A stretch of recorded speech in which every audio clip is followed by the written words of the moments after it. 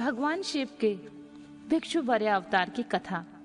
राजकुमार और दुष्ट राजकुमार पर कृपा। नंदीश्वर कहते हैं, मुनि श्रेष्ठ, अब तुम भगवान शंकर की नारी संदेह भंजक भिक्षु अवतार का वर्णन सुनो, जिसे उन्होंने अपने भक्त पर दया करके ग्रहण किया था।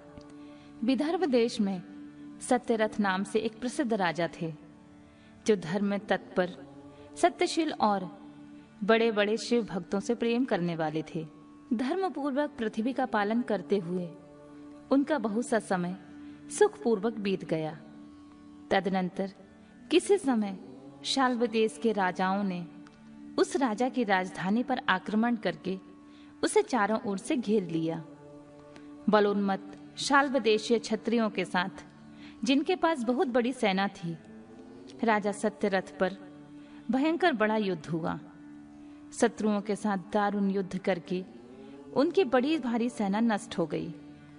फिर देवयोग से राजा भी शाल्वों के हाथ मारे गए। उन नरेश के मारे जाने पर मरने से बचे हुए सैनिक मंत्रियों सहित भय से बिहल होकर भाग खड़े हुए।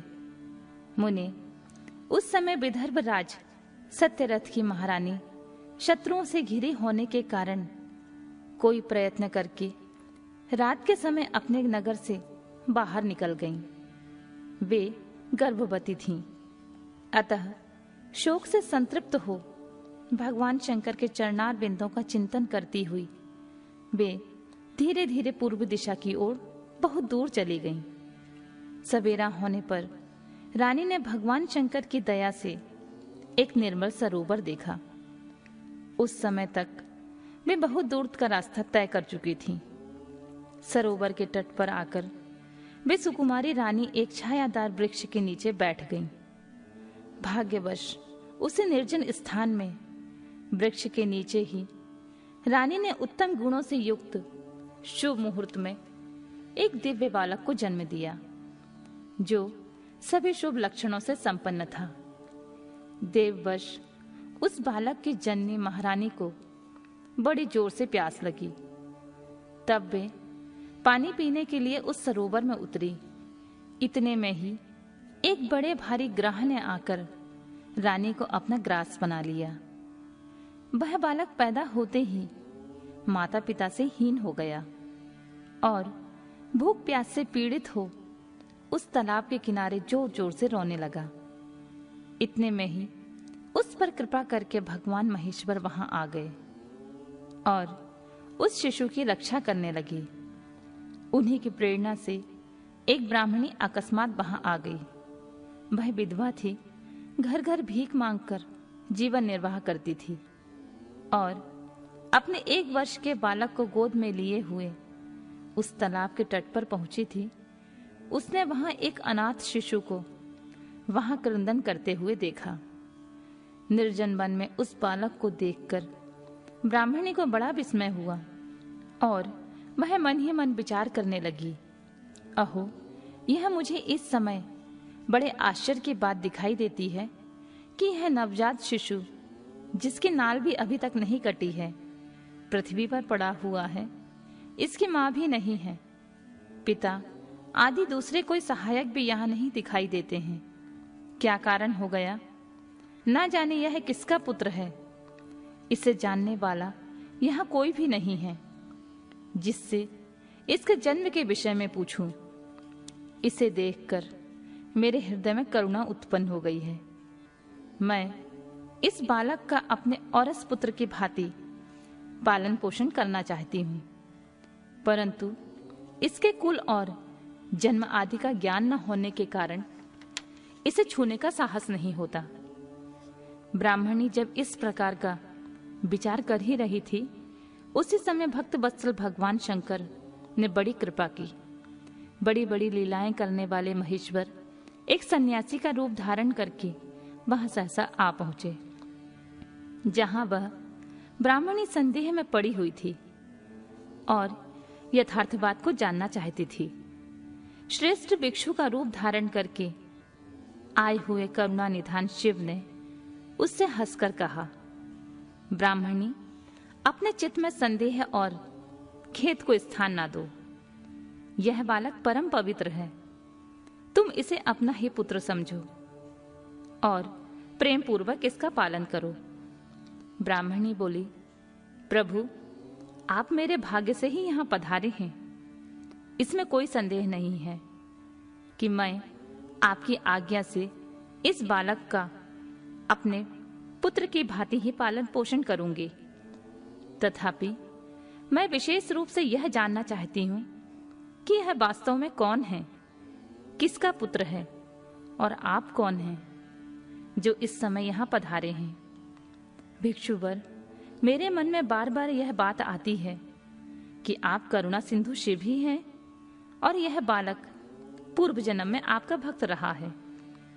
किसी कर्म दोष से यह इस दुरावस्था में पड़ा है। इसे भोगकर यह पुनः आपकी कृपा से परम कल्याण का भाग्य होगा। मैं भी आपकी माया से ही मोहित होकर मार्ग भूलकर यहाँ आ गई हूँ। आपने ही इसके पालन के लिए मुझे यहाँ भेजा है। भिक्षु प्रवर शिव ने कहा, ब्राह्मणी सुनो, यह बालक शिव भक्त विदर्भराज सत्यरथ का पुत्र है।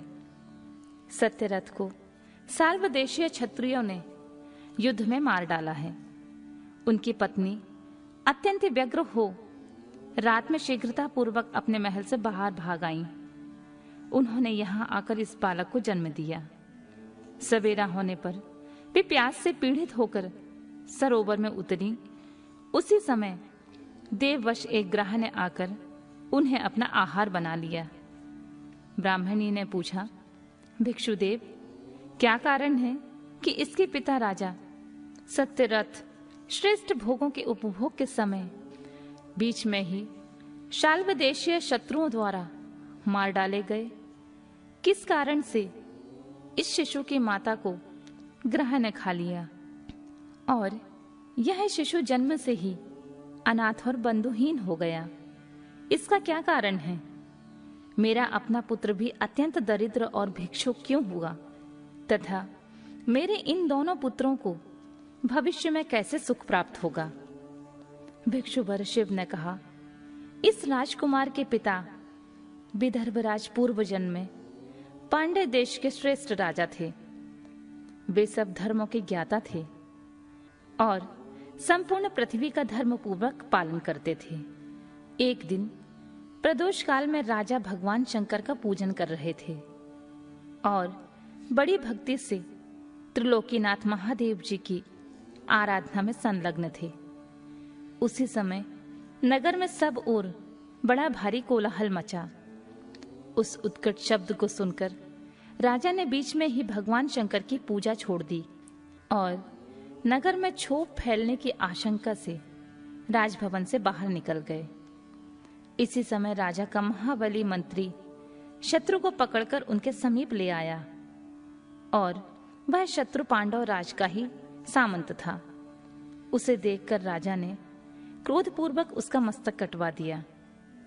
शिव पूजा छोड़कर नियम को समाप्त किए बिना ही राजा ने रात में ही भोजन कर लिया। इसी प्रकार राजकुमार भी प्रदोष काल में शिव जी की पूजा किए बिना ही भोजन करके सो गया।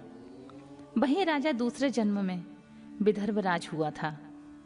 शिव जी की पूजा में विघ्न होने के कारण शत्रुओं ने उसको सुख भोगने के बीच में ही मार डाला।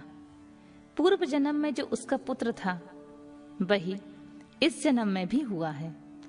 शिव जी की पूजा का उल्लंघन करने के कारण यह दरिद्रता को प्राप्त हुआ है। इसकी माता ने पूर्व जन्म में छल से अपनी सौत को मार डाला था। उस महान पाप के कारण ही वह इस जन्म में ग्राह के द्वारा मारी गई।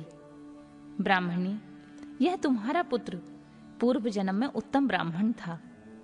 इसने सारी आयु केवल दान लेने में ही बिताई है, यज्ञ आदि सत्कर्म नहीं किए हैं, इसीलिए यह दरिद्रता को प्राप्त हुआ है। उस दोष का निवारण करने के लिए अब तुम भगवान शंकर की शरण में जाओ। वे दोनों बालक यज्ञोपवीत संस्कार के पश्चात भगवान शिव की आराधना करें। भगवान शिव इनका कल्याण करेंगे। इस प्रकार ब्राह्मणी को उपदेश देकर भिक्षु का शरीर धारण करने वाले भक्त वत्सल शिव ने उसे अपने उत्तम स्वरूप का दर्शन कराया। उन्हें साक्षात शिव जानकर ब्राह्मण पत्नी ने प्रणाम किया और प्रेम से गद्यवाणी द्वारा उनकी स्तुति की। तत्पश्चात भगवान शिव वहीं अंत ध्यान हो गए। उनके चले जाने पर ब्राह्मणी उस बालक को लेकर अपने पुत्र के साथ घर को चली गई। एक चक्र नाम के सुंदर ग्राम में उसने अपना घर बना रखा था। वह उत्तम अन्न से अपने बेटे तथा राजकुमार का भी पालन पोषण करने लगी।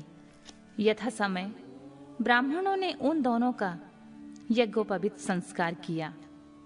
वे दोनों शिव की पूजा में तत्पर रहते हुए घर पर ही बड़े हुए।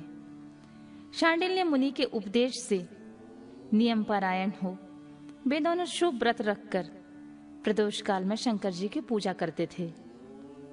एक दिन दुष्कुमार राजकुमार को साथ लिए बिना ही नदी में स्नान करने के लिए गया। वहां उसे निधि से भरा हुआ एक सुंदर कलश मिल गया। इस प्रकार भगवान शिव की पूजा करते हुए उन दोनों कुमारों का उसी घर में 1 वर्ष व्यतीत हो गया। तदनंतर एक दिन राजकुमार उस ब्राह्मण कुमार के साथ वन में गया। वहां अकस्मात एक गंधर्व कन्या आ गई। उसके पिता ने वह कन्या राजकुमार को दे दी। गंधर्व कन्या से विवाह करने के पश्चात राजकुमार निष्कंटक राज्य भोगने लगे। जिस ब्राह्मण पत्नी ने पहले अपने पुत्र की भांति उसका पालन पोषण किया था, वही उस समय राजमाता हुई और वह ब्राह्मण कुमार उसका भाई हुआ। राजा का नाम धर्मगुप्त था। इस प्रकार देवेश्वर शिव की आराधना करके राजा धर्मगुप्त अपनी उस रानी के साथ विदर्भ देश में राजोचित सुख का उपभोग करने लगा। यह मैंने तुमसे शिव के भिक्षुवर अवतार का वर्णन किया है, जिन्होंने राजा धर्मगुप्त को बाल्यकाल में ही सुख प्रदान किया था। यह पवित्र आख्यान पापहरी, परम पावन, चारों पुरुषार्थों का साधक तथा संपूर्ण अभीष्ट को देने वाला है। जो प्रतिदिन एकाग्रचित होकर इसे सुनता है या सुनाता है, वह इस लोक में संपूर्ण भोगों का उपभोग करके अंत में भगवान शिव के धाम में जाता है।